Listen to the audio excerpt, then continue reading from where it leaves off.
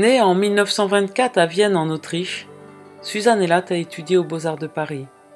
Durant l'occupation, elle a utilisé son art et ses talents au service d'une équipe de faussaires auprès d'Adolfo Kaminski. La résistance, ainsi que son engagement pour la paix et les droits de l'homme ont été un combat de toute sa vie. Suzanne Elhatt a décidé de suivre son futur mari pour s'installer en Israël dès 1949, où elle a vécu plus de 60 ans, dans le sud, aux portes du désert du Negev, rocheux et montagneux, avec des paysages qui ont fortement influencé son œuvre.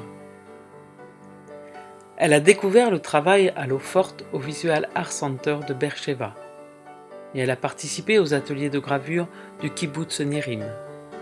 Elle a peint les bédouines et la vie du désert avec enthousiasme et admiration.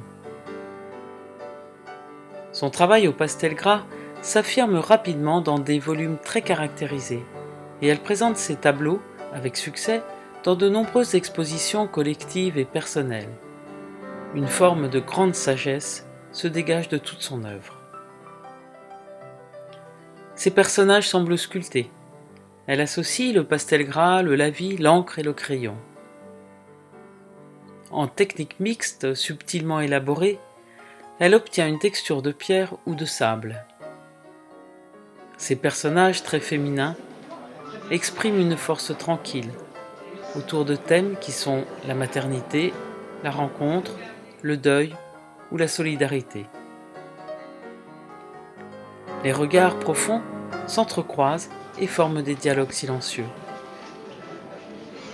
Une certaine intimité se dévoile dans chaque tableau, avec des silhouettes imposantes, représentées par des traits francs et épais, sorte de géants pleins d'amour et de tendresse. Elle réalise également des gravures en pointe sèche et des gravures sur bois ou des sérigraphies. Même si elle était reconnue en Israël, elle n'a participé durant sa vie qu'à quelques salons parisiens. Elle vit en France depuis 2014. Et c'est en 2017 que je lui organise sa première exposition personnelle en France, à Bergerac, puis une seconde à Paris en 2019, invitée par l'association Art sous X. Au-delà du désert, le travail de Suzanne Elhatt a subi deux autres influences déterminantes. Elle raconte sa passion pour la peinture du Moyen-Âge et pour les fresques de Giotto. En sculpture, son admiration première se porte sur le travail d'Henry Moore, qui a exploré en son temps un nouveau rapport à la réalité et à l'espace, confrontant l'abstraction et le figuratif.